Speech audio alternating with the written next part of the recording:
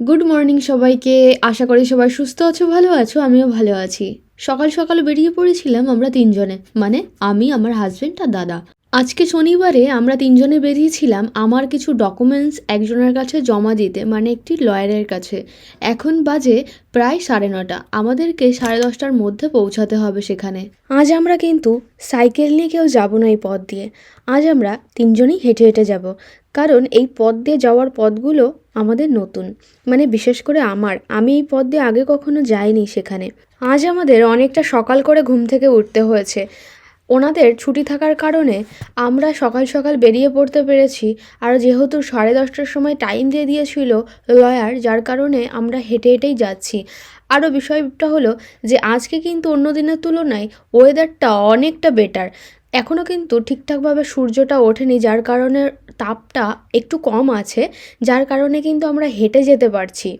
আমাদের প্রবেশপথের ভিউ পয়েন্টগুলো কিন্তু অসম্ভব সুন্দর ছিল। রাস্তার সাইডে যেমন সুন্দর মন্দিরগুলো দেখা যাচ্ছিল, আর তেমন সুন্দর কিন্তু আরও একটা পার্কও দেখে নিয়েছি। আরও একটা মজাদার বিষয়টা হলো, আমরা যে পথে যাচ্ছিলাম সেই পথের নিচেই কিন্তু একটা সুন্দর টানেল ছিল, ছোট্ট একটা। বেশি বড় ছিল না টানেলটা, বাট ওই টানেলের মধ্যে কিন্তু খুব সুন্দর সুন্দর কিউট কিউট ড্রয়িং কিছু করা ছিল। জানি না এগুলো কারা করেছিল, বাট পারমিশন থাকলে আমিও হয়তো এখানে ড্রয়িং করতে পারতাম।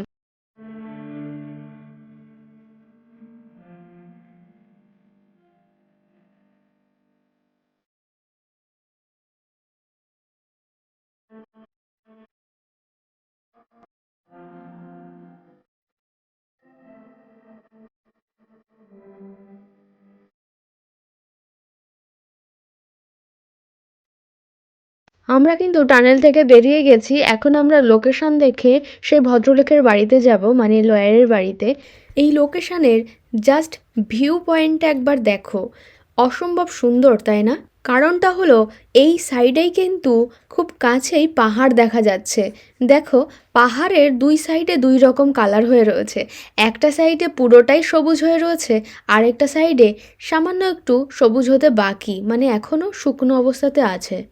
এখানে কিন্তু শুধু গাছপালা বলে না, পাহাড়ও না, এখানে কিন্তু বাড়ি ঘরগুলোও কিন্তু এতটা সুন্দরভাবে কালার করা হয়েছে আর এমনভাবে ডিজাইন করা হয়েছে যেন মনে হয় সবই সিনারি।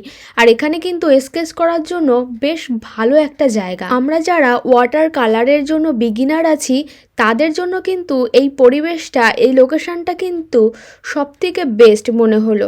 কারণ এখানে কালারের থেকে শুরু করে প্রাকৃতিক যে সৌন্দর্যটা আছে সেটাও কিন্তু খাতায় তুলে ধরতে পারবে। এই যে যে উপরের ঢিবিটা দেখতে পাচ্ছ উঁচু, এখানে কিন্তু ছোট ছোট কাশফুল দেখা যাচ্ছে। কাশফুল দেখা যাচ্ছে মানেই পুজোর আগমন, পুজোর আবির্ভাব। সত্যি বলতে এবারে দুর্গাপুজোটা আমরা ভীষণভাবে মিস করব। এই গাছটাকে দেখো, পুরো মনে হচ্ছে কাছ থেকে দেখলে যেন তুলসী পাতা। কিন্তু এখানে যেহেতু প্রবাসের কোনো বাসিন্দা নেই, যার কারণে যে এখানে যে তুলসী পাতা গাছ থাকবে সেটা কিন্তু সম্ভব বলে মনে হচ্ছে না। আমরা ফার্স্ট টাইম দেখে মনে করেছিলাম এটা হয়তো তুলসী পাতার গাছ।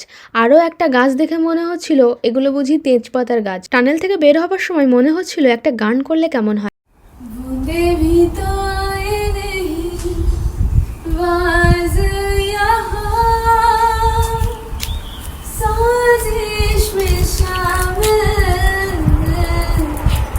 सारा जहाँ है, हर जर्ने जर्ने की ये इल्तिजा है। ওরে পিয়া। এ সময় জাপানে কিন্তু ম্যাপল পাতা প্রচুর পরিমাণে দেখা যাবে। আমাদের বাড়ি ফেরার পথে কিন্তু সূর্যি মামা ভালোভাবে বেরিয়ে গেছিলেন। ভাগ্যিস খুব সুন্দরভাবে হাওয়া বইছিল। উফ, দেখো একবার শিউলি ফুলগুলো কত সুন্দরভাবে ফুটে রয়েছে। কি ভেবেছো জাপানে শিউলি ফুল হয় না? আমিও আগে জানতাম না। মা দুর্গা কিন্তু আমাদেরকে প্রতি পদে পদে স্মৃতিচারণ করিয়ে দিচ্ছেন। ডকুমেন্টসগুলো জমা দিয়ে আমি কিছু খুচরো টাকা গুছিয়েছিলাম, সেগুলো নিয়ে দিদিদের বাড়িতে চলে গেছিলাম। দাদা আমাদের সবার জন্যই চা করেছিল, সেগুলোই বসে বসে খাচ্ছিলাম। চা মিষ্টি হচ্ছে, সত্যি মিষ্টি হচ্ছে। হ্যাঁ, তোমরা নিশ্চয়ই শুনতে পেলে আমি বললাম যে চায়ে চিনি হয়েছে কিনা, মিষ্টি হয়েছে কিনা, কারণ দিদি দাদার সাথে একটু মজা করছিল। আমরা কিন্তু চারজনেই এখন চা খেয়ে বেরোবো শপিং মলের উদ্দেশ্যে। এখানে কাছাকাছি একটা বড় মল আছে, যেই মলে আমি আগে কখনো যাইনি, কিন্তু এইবার প্রথম যাব। সেই মলটিতে কিন্তু প্রতিটা জিনিস মানে ঘরোয়ার থেকে শুরু করে বাইরের জিনিস সব রকম জিনিস পাওয়া যায়।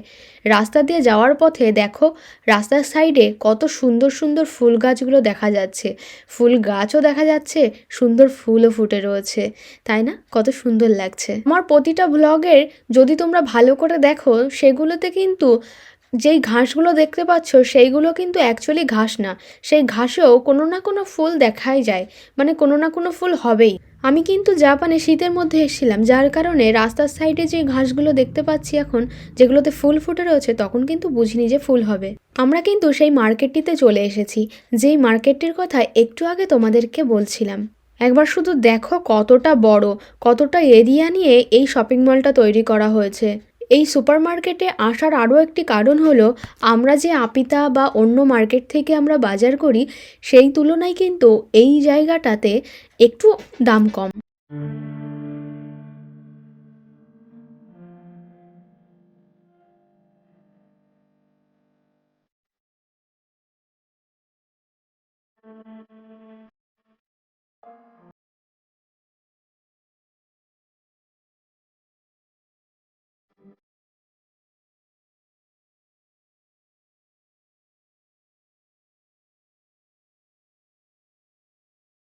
একবার শুধু এই পার্কিং লটটা দেখো, পার্কিং লটটাই এতটা বড়।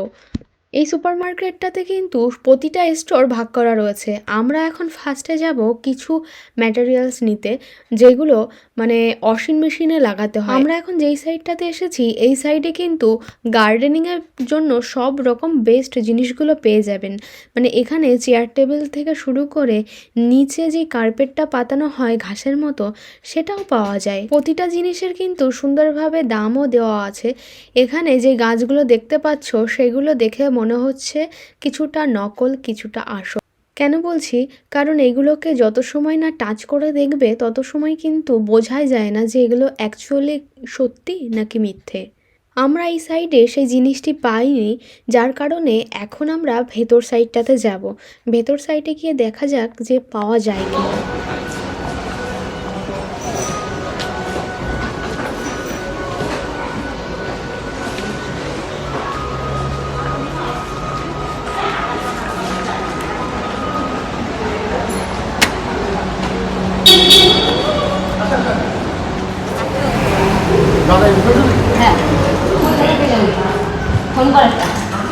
দাদা যেহেতু এই স্টোরে অনেক আগে আগে চলে এসছে, যার কারণে আমরা খুঁজে পাচ্ছিলাম না দাদাকে। আর এই স্টোরটা সত্যিই অনেকটা বড়, না বললে কিন্তু বোঝাই যায় না যে সে কোথায় আছে। দাদার জন্য অপেক্ষা করতে করতে একটা জিনিস চোখে পড়লো আমাদের, তোমাদেরও নিশ্চয়ই এটি নতুন, মানে প্রথম দেখছো। এই যে লম্বা লম্বা এক একটা নাট, সত্যি বলতে আমি কিন্তু এই প্রথম দেখছি। এইগুলো যত সম্ভব আমার মনে হয় এইগুলো বোধহয় বাড়ির কাজে ব্যবহার হয়। আমিও এই স্টোরটি একটু ভালো করে ঘুরছিলাম, ঘুরে দেখছিলাম কোথায় কোন জিনিস পাওয়া যায়, ঘরে কী কী জিনিস পাওয়া যায়। ঘুরতে ঘুরতে দেখলাম খুব সুন্দর একটা জিনিস দেখতে পেলাম। এখানে না কিছু কিছু জিনিস আছে যেগুলোতে বই দেওয়া রয়েছে, মানে কেউ যদি মিস্ত্রি ছাড়া যদি কেউ কাজ করে ঘরের বা বাইরে, তারা কিন্তু এই বই দেখে শিখে নিয়ে তারপরে কিন্তু কাজগুলো করতে পারে। অনেকে আছে যারা এইসব কাজে খুবই পারদর্শী, মানে একবার রূপরেখা দেখে নিয়েই শিখে যেতে পারে, তাদের জন্য কিন্তু এই জিনিসটা বেস্ট। এই স্টোরটিতে কেউ যদি একবার আসে তার অন্য কোনো স্টোরে আলাদাভাবে কিনতে যাওয়ার প্রয়োজন আছে কোনো কিছু, কারণ এই স্টোরটিতে যা দেখতে পেলাম মোটর থেকে শুরু করে ঘরে পেইন্ট করার জন্য কিন্তু ব্রাশ, কালার, এভরিথিংস পাওয়া যায় এখানে। মানে খুচরো জিনিসও এখানে পাওয়া যায়, ঘরের যাবতীয় জিনিস। ইভেন যারা বাইরে কাজ করেন, ঘর বানান বা কলকারখানার কাজের জন্য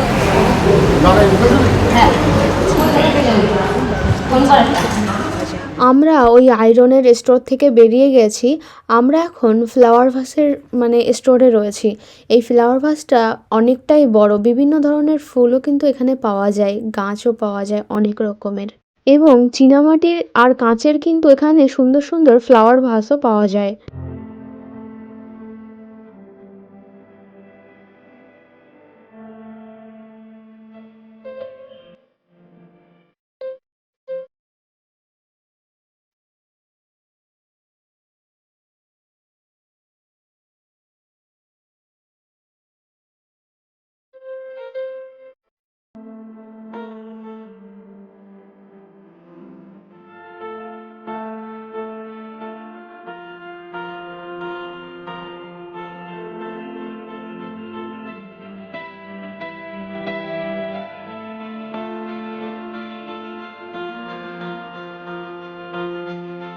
ওখান থেকে বেরিয়ে আমরা জাপান মিটে চলে এসেছি। এখানে কিন্তু মিট লেখা আছে, কিন্তু এখানে রান্নার সব জিনিস পাওয়া যায়। এই স্টোরে যখন আমরা কেনাকাটা করছিলাম, জিনিসগুলোর দাম যখন দেখছিলাম, সত্যি অবাক হয়েছিলাম। আর সত্যি মনটা অনেকটা ভালোও লাগছিল যে আমরা কাছাকাছি যেই শপগুলো আছে সেই শপ থেকে যেসব জিনিসগুলো কিনি সেই সব জিনিসের কোয়ান্টিটি তো কম থাকেই, ইভেন দামটাও অনেকটা বেশি।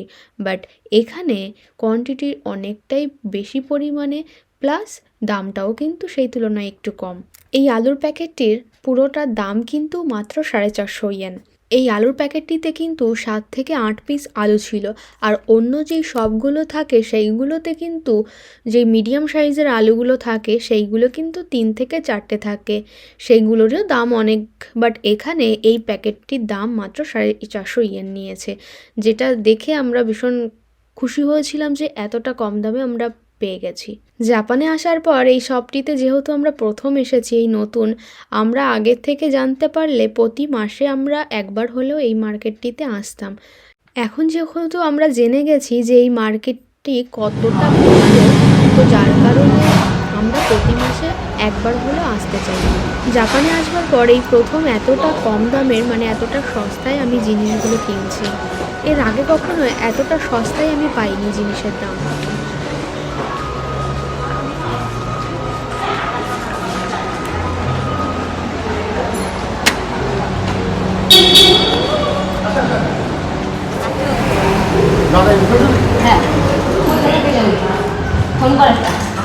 এখানে কিন্তু বিভিন্ন রকমের মোমোস তৈরি করা রয়েছে।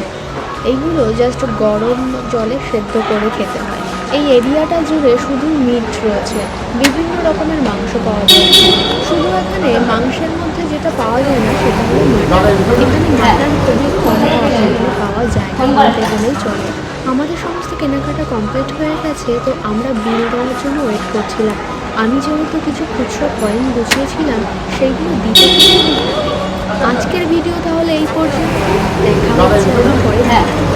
সবাই সুস্থ থাকো, ভালো থেকো আর সাবধানে থাকবে।